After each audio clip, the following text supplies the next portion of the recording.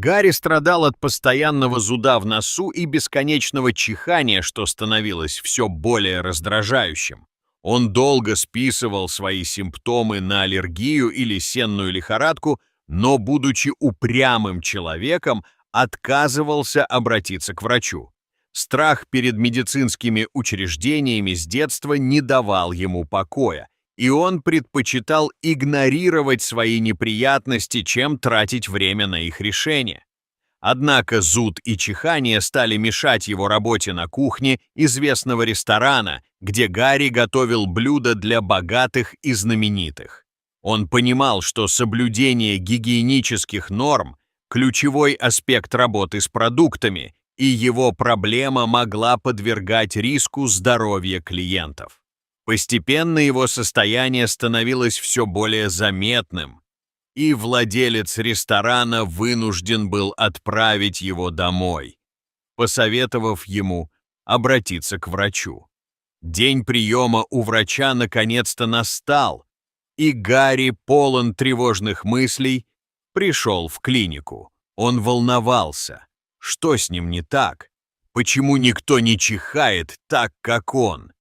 После долгого ожидания его вызвали к врачу, который, пытаясь успокоить Гарри, предложил осмотреть его нос.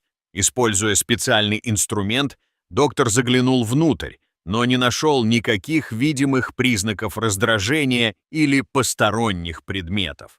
После осмотра врач пояснил, что зуд может быть результатом острой сенной лихорадки или реакции на загрязненный воздух.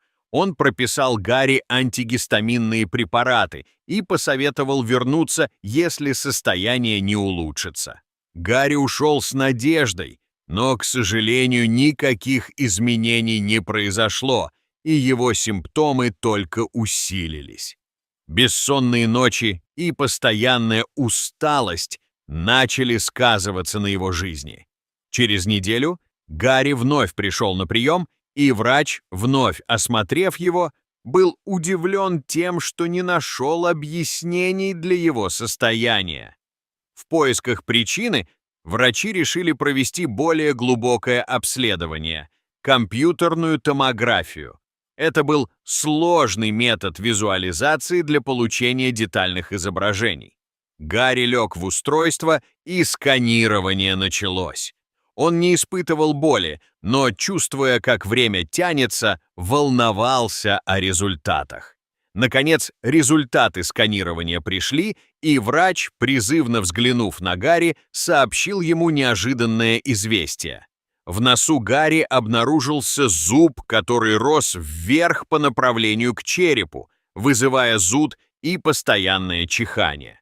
Этот случай оказался не таким уж частым, хотя и не беспрецедентным. Доктор пояснил, что зуб был слишком глубоко, чтобы его можно было увидеть визуально, и именно это было источником его страданий. К счастью, врачи предложили решение – операция по удалению зуба из носового прохода. Гарри, почувствовав облегчение и готовность к изменениям, согласился на операцию без долгих раздумий. На следующий день он пришел в клинику, где хирургическая команда успешно удалила зуб длиной 13 мм и прижгла лунку. Операция прошла без осложнений, и Гарри почувствовал, как будто гора свалилась с его плеч. Спустя несколько недель после операции он с улыбкой вспоминал. Врачи удивлялись странности его случая, а он сам тоже не мог до конца поверить в произошедшее. Несмотря на то, что ситуация оказалась более серьезной, чем он думал вначале, Гарри наконец смог выспаться и вернуться к нормальной жизни, где чихание и зуд остались в прошлом. Более того, он преодолел свой страх перед врачами. Эта история научила его важному уроку. Иногда проблемы могут быть более сложными, чем кажутся на первый взгляд.